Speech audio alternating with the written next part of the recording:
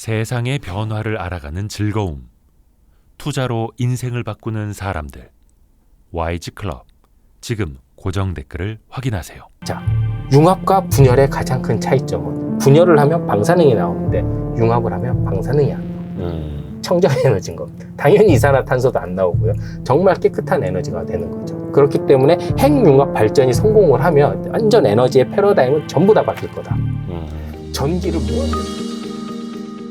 우리 정부에서도 지금 SMR 쪽으로 관심을 많이 갖고 있잖아요. 네, 그래서 정부 같은 경우는 이미 에타를 예비 타당성 조사. 그 설계 예타를 통과시켜줘가지고 지금 열심히 설계를 하고 있고 우리나라는 이미 소형 원자로에 대한 그런 그 설계 기술이 있습니다. 스마트 100이라고 하는 100메가 규모의 소형 원전이 있어요. 네. 그리고 이게 한때 사우디아라비아의 수출 후보까지 올라갔었던 네. 모델이거든요. 그러니까 어느 정도 이게 좀 검증이 된, 물론 실물은 없지만 이거는 소형 원전. 네, 소형 원전이라고 보시면 돼요. 네. 근데 약간 저도 이해가 안 가는 게 소형 원전하고 네. 소형 모듈 원전하고 이게 그렇게 어려운 건가요? 그거를? 왜냐하면 우리나라도 원전 설계부터 다 하긴 하는데 네.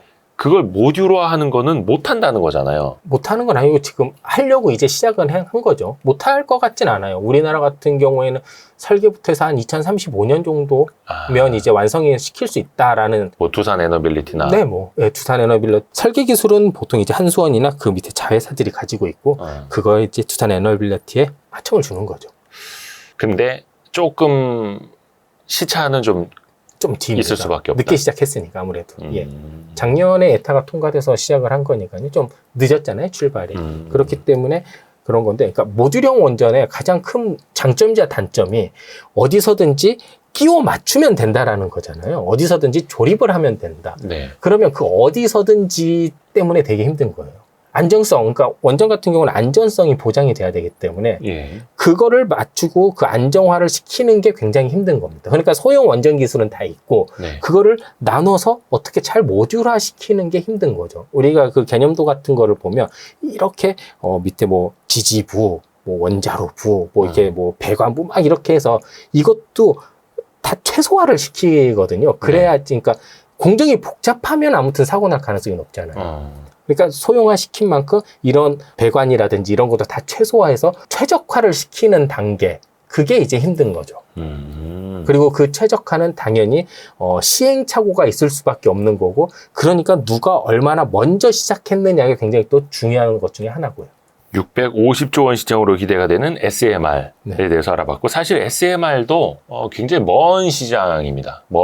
오랜 시간을 기다려야 되는 거고, 근데 더 멀리 가볼까? 더 멀리? 사실 원전, SMR, 그 다음에 나오는 게 있잖아요. 핵융합 발전. 그렇죠. 일단 그 개념부터 좀 어떻게 다른지 먼저 좀 설명해 주시겠어요? 우리 이제 꿈의 에너지라고 하는 꿈의 에너지, 핵융합 에너지. 네. 자, 우리 원자력 발전 같은 경우는 핵 분열을 이용하는 거잖아요.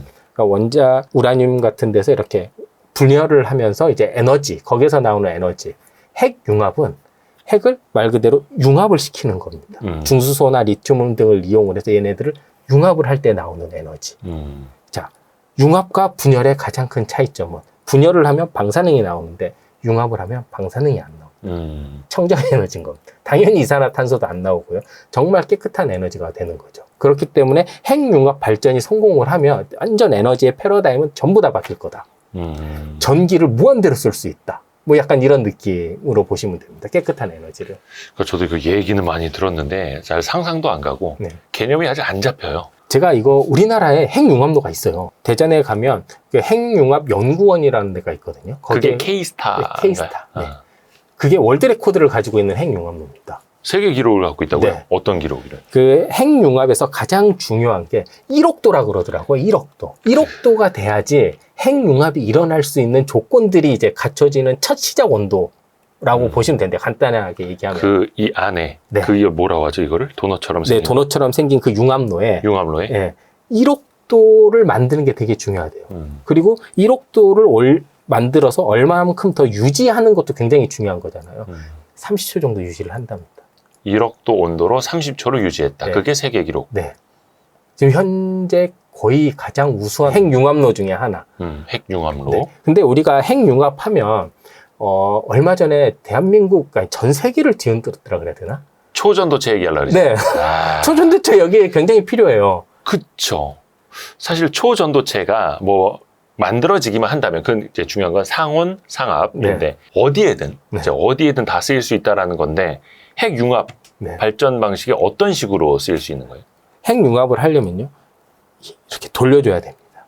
원자를. 도너츠 같이 생긴 핵융합로 안에서 네. 자, 돌려줄 때 우리가 네. 손으로 이렇게 돌리진 못할 거 아니에요. 네네네. 기계로 어떻게 돌릴 겁니까, 네. 이거를. 근데 자석을 이용해서 돌려야 돼요. 전자석을 이용해서. 자, 그러면 전자석 중에 가장 좋은 전자석은 초전도체 전자석. 네. 약간 이런 느낌이 있잖아요. 그러니까 전자석의 질, 그러니까 전자석을 어떻게 잘 만들어야 이게 어떤 전자석을 만들어야 이렇게 막 이걸 잘 돌리고 온도를 높이고 안정적으로 돌릴 수 있냐 이런 느낌이기 때문에 그 제가 얼마 전에 거기 한번 갔다 왔었거든요. 어디를요? K스타. 대전에? 네. 어. 저기 딱 가면 K스타가 이쪽에 있으면 예. 요 반대쪽 벽면에 K스타를 그러니까 만들 때 참여했던 사람들. 기업들 기업들. 명패가 쫙 걸려 있습니다. 아. 우리 거기 보더니 얼마 전에 우리 난리 났었을 때 있었던 기업들도 꽤 있더라고요. 전자석 만들고 이런 그 기업들. 초전도체 관련해서 막 상한가 가고 하던 그 기업 이름들이 거기 걸려 있어요? 네네. 그 필이 지금 그 샀던 그 기업들 거기 명패가 있대잖아. 그 본인이 제가 뭘 샀는지도 몰라. 본인이 초전도체 테마주를 사놓고도 본인이 그게 뭔지 몰라. 그렇게 핵융합로가 완성이 되면 네. 이제 깨끗한 전기가 굉장히 많이 나오잖아요. 그리고 얘는 폭발을 해도 크게 사고가 안 나요. 그래요? 그 안이 진공 상태거든요. 네. 그러면 우리가 원자로가 폭발을 하면 굉장히 큰 화재와 함께 빵 이렇게 터지는 거잖아요. 그 후쿠시마 원전 터지는 모습이 아직도 많이 네. 있죠. 예. 근데 핵융합은 만약에 잘 터지진 않죠. 만약에 터진다고 하면 빵 터지는 게 아니라 쑥 들어갑니다. 우리 블랙홀 들어가듯이 쑥 들어갑니다. 이야. 그러니까 그 예를 들어 그러니까 피해 반경이 굉장히 적죠. 이걸 뭐 안전하다 안 안전하다의 그건 아니지만 사실 뭐 그렇게 얘기하는 거는 조금 그렇지만 무조건 안전해야 되겠지만 만에 하나 사고가 나더라도 대규모 사고로 번질 가능성이 굉장히 적은 거죠. 이게 예를 들어 반경 1km짜리 핵융합로다. 네. 그러면 그 정도 수준에서 이렇게 쏙 다 들어가는 거예요. 그게 핵융합 발전 방식이 원자와 원자를 충돌시키는 거 아니에요? 핵융합 그 충돌을 해야죠. 그러니까 돌리는 거고. 네. 돌리면서 이게 광속 정도가 비슷하게 되면 서로 충돌을 하면서 융합이 일어나고 그때 많은 온도가 높아지는데 융합이 일어나는 온도가 보통 1억도 이상 1억도에서 2억도 사이 뭐 이렇게 얘기를 하던데 네. 그 1억도에서 2억도 사이가 되면 이제 융합이 되고 에너지가 방출이 되는 거죠. 여기에서 융합을 하면서 대규모 에너지. 네네네. 지금은 융합 정도가 이것도 잘 안 되고요. 여기서 나온 에너지를 잡아내지도 잘 못하고요. 뭐 약간 이런 상황입니다. 근데 그게 최소한 1억도 이상을 네. 계속해서 유지를 해야 된다. 네.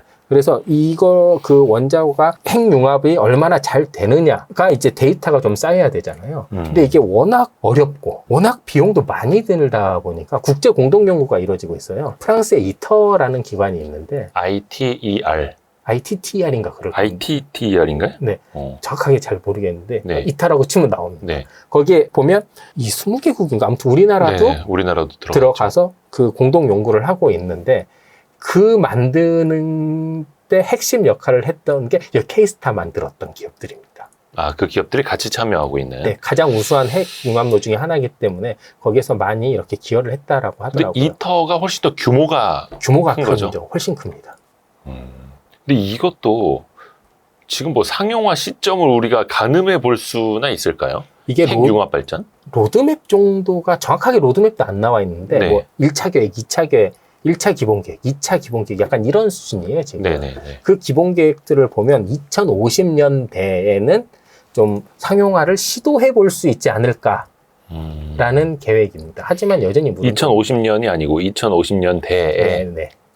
2050년대 언젠가는 한번 좀 상용화를 시도해 볼 수 있지 않을까 이런 느낌인 겁니다. 그만큼 기술적으로는 좀 갈 길이 멀다라는 네. 것. 그러니까 이게 우리가 보면 에너지에 대해서 관심을 많이 갖는 게 결국에 기후이기 때문인 거잖아요. 네. 탄소 감축을 2030년까지 얼마를 해야 되고 2050년까지는 제로 베이스를 해야 되고 그 다음부터 이제 슬슬 이제 줄여나가야지 인류가 생존을 할 수 있다. 뭐 약간 이런 컨셉인 건데 네. 이거를 보면 지금 우리가 하는 기술 개발들이 약간 이 시점들에 다 맞아져 있습니다. 2030년이 보통 우리가 에너지 이야기를 하거나 기후변화 이야기가 나오면 첫 번째 변화의 시작 시점을 다들 2030년으로 목표로 하고 있어요. 네. 왜냐면 이게 2030년이 2015년 그 혹시 우리 지속 가능한 개발 네. 많이 들어보셨죠? 많이 들어봤죠. 이게 유엔에서 나온 말이에요. 유엔에서 그 지속 가능한 개발의 시점을 이제 2030년으로 많이 보거든요. 그렇기 때문에 뭐 산업이라든지 이 모든 게 2030년을 기준으로 변화의 시점인 거고 2050년은 이제 IPCC에서 내놨을 때 2050년까지 못하면 우리는 버스를 놓쳤다? 약간 이런 느낌이 있기 때문에 완성의 시점을 2050년으로 보는 거고 그 2050년 이후에는 새로운 완전 이제 지금까지 상상하지 못했던 새로운 개념의 에너지원이 나와야 되는 거예요. 핵융합 같은. 네. 그렇기 때문에 2030년, 2050년, 2050년 이후 보통 이렇게 나누시고 보시면 에너지의 큰 흐름을 볼 수 있습니다. 그리고 원자력 당연히 에너지의 한 부분이기 때문에 이런 스킴을 가지고 나오는 거고요. 수소도 마찬가지고 재생에너지도 마찬가지입니다. 2030년대에 SMR, 네. 2050년대에 핵융합 발전 네. 이런 식으로. 네. 그럼 우리 나이가 어떻게 되는 거야? 네. 아직 살아있어요. 가봐야 알지. 아, 그렇죠. 가는데 순서가 없기 때문에. 한 7순, 네. 한 70대 되면은 핵융합 발전. 지금은 꿈의 에너지원으로 불리는 네. 핵융합 발전 이야기까지 들어봤고, 뭐 더 이야기 해볼 거 있어요? 혹시 뭐 이거를 끝까지 들으신 분들 같은 경우에는 뭐 좀 참고 삼아 뭐 종목 주려고? 아니요. 그냥 하나만 간단히 말씀드릴게요. 이제 네네. 수소 에너지에 대해서 굉장히 많이 이제 착각을 하시는 것들이 좀 있어요. 수소 에너지요? 네. 그러니까 수소 같은 경우에는 절대 뭐 경제성을 따지면 안 되는 에너지원입니다. 수소는 최근에는 경제성을 확보를 하려면 이렇게 정책적인 반경제성 비용이라 그래야 되나? 예를 들어 규제 비용이 포함돼야지 경제성이 나오는 에너지원이거든요. 말이 안 되잖아요. 경제성을 따지면 안 되는 에너지라는 게 말이 안 되잖아요. 그렇죠. 그렇기 때문에 수소 같은 경우에 제가 그때도 많이 말씀드렸던 게 네. 수소는 저장수단이다라고 많이 말씀을 드렸잖아요. 그거 관련해서 댓글 많이 붙던데. 저 기자 무식하다고. 논란이 되게 많아요. 그래서 그냥 한마디 그냥 덧붙이면 네. 수소는 거의 저장수단밖에 할 수가 없어요. 왜냐면 수소를 진짜 우리가 에너지원처럼 쓰려면 네. 그 생산부터 네. 운반, 네. 유통, 최종 단계까지 이 모든 비용이 미국으로 US 1달러. 어. 1달러 정도의 이거 비용이 돼야 돼요. 뭐 용량당 어떻게 뭐 이런 킬로그램당. 킬로그램당 1달러. 네. 뭐 정책적인 수단 이런 거 아무것도 필요 없이. 네. 그게 돼야 이게 되는 건데요. 네. 이거 2030년 절대 안 되거든요. 그러니까 뭐 나중에 뭐 잘 생산 비용이 워낙 떨어지고 운반 수단이 활발해지면 뭐 한 2040년, 50년 이때 되면 떨어질 수도 있겠죠. 근데 우리는 지금 2030년 정도를 보고 지금 하는 거잖아요. 수소 같은 경우에도 확 성장하는 게. 그렇기 때문에 이게 주 에너지원이 되기는 굉장히 힘듭니다. 그러면 저장 수단으로밖에 사용을 할 수 없는 거예요. 저장 수단으로서의 가치는 뭐가 있냐면 어차피 버려지는 에너지원이기 때문에. 그러니까 에너지를 저장해 놓는 하나의 수단이 방식, 돼요. 수단으로. 그리고 그게 사용하면 조금 깨끗해지는 에너지원이기 때문에 네. 정책적인 비용을 엎을 수 있다라는 거죠. 왜냐하면 우리가 앞으로 에너지는 효율적인 에너지를 쓰는 게 아니라 우리가 생존할 수 있는 에너지를 써야 되는 거거든요. 네. 그렇게 되려면 우리가 에너지를 만들어서 쓰든 캐서 쓰든 무한대로 쓸 수 없다라는 거예요. 그러면 쟁겨놓는 깨끗한 에너지원들이 있어야 되는데 그렇기 때문에 에너지 저장 수단이 굉장히 중요한 거고 그 수단 중에 하나가 수소 그리고 또 다른 하나가 2차 전지, 배터리라는 거죠. 그렇다 함은 수소를 저장해 놓는 하나의 수단으로만 생각을 해야 된다. 그러면 사실 이것도 수전해를 하든지 네. LNG를 개지를 하든지 고온으로 그 안에 들어가는 에너지와 비용이 있잖아요. 네. 근데 그 에너지와 비용이 남아 도를 때 수소로 하는 걸로 저장해 놓을 수 있는 거 아니에요? 그렇죠. 그러니까 저장할 때만 조금 경제성이 나오는 거죠. 어차피 없어지는 비용인 거잖아요. 네. 그러면 그거를 내가 저장을 했다 팔 수가 있는 거죠. 어차피 없어질 걸로. 근데 예를 들어서 돈이 남아 돌진 않잖아요. 이 수소를 만들기까지. 그 개질은 이제 LNG 개질은 그렇지만 수전해 같은 경우에는 예를 들면 뭐 저녁에 남는 전기로 이제 바꿀 수도 있고 왜냐면 양수로 저장을 하는 것도 한계가 있거든요, 사실. 네네네. 그러면 뭐 양수로 저장하는 게 한계가 있으면 이제 뭐 남는 전기를 뭐 수소로 바꿔놓을 수도 있는 거고 그러면 그만큼의 이제 세이브가 말 되는 그대로 거잖아요. 그거는 전기가 남아돌 때. 그렇죠. 전기가 남아돌 지금은 때. 그 정도밖에 안 된다라고 하더라고요. 아니면 이제 호주나 중동 같이 너무 재생에너지가 풍부해가지고 이쪽 비용이 싸서 전기를 그 에너지를 막 많이 만들었는데 어디 개통을 할 데가 없는 거예요. 네네. 그럼 버려야 되잖아요, 그대로. 근데 전기 버리는 것도 되게 돈이 많이 들거든요. 전기를 버리는데 돈이 들어요? 돈 엄청 많이 들어요. 자, 제가 이거 잠깐 하나 전기를 버린다는 얘기는 전 잘 모르는 이야기라. 그 전기를 버린다라는 게 어떤 거냐면 우리나라 같은 경우에 얼마 전에 그 재생에너지 관련해서 네. 그런 거 있었잖아요. 태양광이 많이 나와서 개통이 많이 들어와서 원자력을 감압을 해야 된다. 이런 게 비용이 굉장히 크거든요. 이제 이것도 스웨덴 사례이긴 그 한데 개통 통제 그러니까 태양광 발전이라든 이런 데서 전기가 너무 많이 만들어져서 네, 그게 한전으로 너무 많이 들어오면은 전력 개통에 부담이 되니 그렇죠. 전기 더 만들지 마세요. 혹은 들어오는 전기를 저희가 받지 않겠습니다. 끊겠습니다. 맞아요. 이렇게 그럼 한다라는 거. 여기에서 보면 예, 이게 파이널 에너지 유지잖아요. 예, 1970년대부터 2019년까지 네. 여기 보면 맨 위에 원자력 발전으로 벌어지는 에너지원이 이만큼이나 되는 거예요. 왜냐면 원자력 발전 같은 경우는 24시간 내내 돌잖아요. 네, 저녁에 누가 잘 안 쓰고 그렇잖아요. 저 메뉴 있는 살구색. 네. 그렇기 때문에 이거를 만약에 내가 다 쓸 수 있다. 그러면 지어야 되는 발전소를 안 지어도 되는 거고. 아, 버려지는 에너지만 잘 저장해 놨다가 사용을 해도. 네. 근데 그 수소 같은 거는 저렇게 버려지는 에너지 있더라도 남는 에너지가 있더라도 수전해야 하는 기술이 아직 완성이 안 됐다는 거 아니에요? 그렇죠. 그건 이제 차차 해결을 해 나가야 되는데 네. 그거는 제가 다음 시간에 와서 조금 더 자세히 말씀드려요. 그거 하면 또 1시간 걸려요. 그것도 굉장히 전 세계적으로 굉장히 치열합니다. 그것도 독일, 프랑스, 미국의 3파전이거든요. 네. 그 기업들, 뭐 린데, 뭐 에어리키드, 그 다음에 저기 미국에서 또 기업의 이름이 생각이 안 나는데요, 갑자기. 그 미국 회사도 하나 있고요. 그렇게 해서 그 액화 수소하는 기업들의 또 3파전이 좀 있습니다, 이게. 그 피 튀기는 3파전. 그리고 우리나라 기업들의 2파전도 있고요. 우리나라 기업 2파전은 어디예요? 압도적 1위가 SKN ENS고요. 아하. 그 다음에 이제 2등이 효성 정도라고 많이들 얘기를 하더라고요. 근데 효성은 요즘에 수소 잘 안 한대요. 눈치 그래요? 보느냐고.